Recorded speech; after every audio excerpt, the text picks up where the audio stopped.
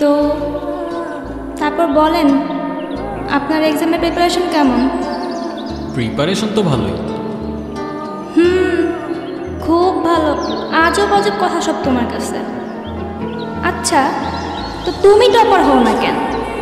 তাইলেই তো আমি একটু প্রাউড ফিল করতে পারি। তা না গিয়া বসবা ব্যাক বেঞ্চে। যারা ব্যাক বেঞ্চে বসে না, which means ব্যাক বেঞ্চার্স, ওরা একটা জিনিয়াস হয়। আর ক্লাসে তো শুধুমাত্র সিলেবাস কভার করে, ব্যাক বেঞ্চার্সরা পুরো ইউনিভার্স কভার করে। আর পৃথিবীতে যত বড় বড় জিনিয়াস আছে না, সবগুলাই ব্যাক বেঞ্চার্স। হইছে, আমার জিনিয়াস আসছে। আপনার আর ফিলোসফি দেওয়া লাগবে না। সারা বছর তো একটু মনোযোগ দিয়ে ক্লাসও করো নাই।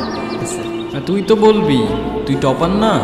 শোন, এই দুনিয়াতে যার কাছে যা থাকে না, সে সেটার ভ্যালু কখনো বুঝে না। কি বলতেছিস এসব? কিসের ভ্যালু, কিসের কি? আচ্ছা, আমি একটা জিনিস বুঝি না, তুই সব সময় বাইরে বাইরে ঘুরোস না, তোরে কখনো ক্লাস করতে দেখি। তোর রেজাল্ট ভালো হয় কেমন? শোন, পড়ার মতো মনোযোগ দিয়ে পড়লে না 2 ঘন্টায় 2 বছরের সিলেবাসই শেষ করা। তো কেমন হয়েছে এক্সাম? জোস হয়েছে, জোস। আজকে সব কমন পড়ছে। আজকেও ঢপ মারতেছো না আমার সাথে? না, সিরিয়াসলি আজকে সব কমন পড়ছে। আমি উল্টা খুঁজতেছিলাম আজকে কোনটা কমন পড়ে নাই। তাই? আচ্ছা বলো তো তাহলে, তরঙ্গ দৈর্ঘ্য কাকে বলে? তরঙ্গ দৈর্ঘ্য পরপর 2টা তরঙ্গ খাদের মধ্যে যে মধ্যবর্তী দূরত্ব, ওইটাই তরঙ্গ দৈর্ঘ্য। কম্পাঙ্ক? একক সময়ে যতগুলো পূর্ণ তরঙ্গ সৃষ্টি হয় সেটাই কম্পাঙ্ক। এটার একক হচ্ছে হার্টজ। আচ্ছা, এই চ্যাপ্টারটা তাহলে মুখস্থ করে আসছো। আমি যে কথাগুলো বলি একটু শূন্য, বুঝছো? শুনি তো। যখন থাকবো না আমি, তখন যে কি করবা তুমি? ছোটবেলা থেকে চিনি ওরা। আজকে লাইফে প্রথমবারের মতো ওর সাথে আমার ঝগড়া হয়েছে। ও নাকি এখান থেকে চলে যাবে। আমি তো ওরা আমার কাছে রাখার জন্য বলছি যাওয়ার দরকার নেই। আবার বলে আমি নাকি ইউজলেস, আমি নাকি কিছু করতে পারবো না, তাই আমি ওরা কিছু করতে দিতে চাই না।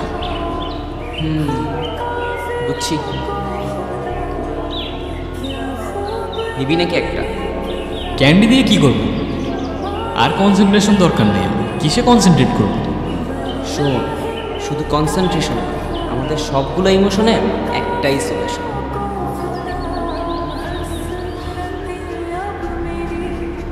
আহা, 500 টাকা।